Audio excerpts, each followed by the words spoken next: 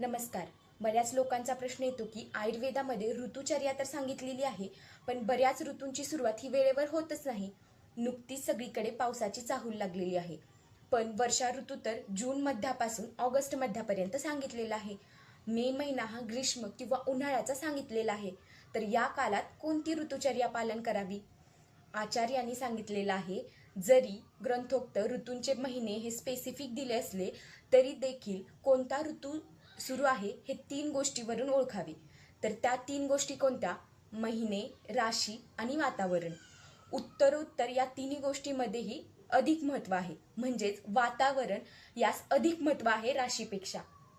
राशी म्हणजे इथं सूर्याची स्थिती, म्हणजे महिने कोणता महिना सुरू आहे यापेक्षा सूर्याची स्थिती कशी आहे आणि सूर्याची स्थिती कशी आहे यापेक्षा वातावरण कसं आहे त्यानुसार ऋतू ओळखावा.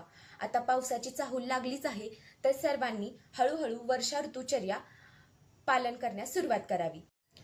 आयुर्वेद ग्रंथामध्ये सांगितलेली ग्रंथोक्त वर्षा ऋतुचर्या पाहण्यासाठी किंवा जाणून घेण्यासाठी नेक्स्ट व्हिडिओ नक्की बघा.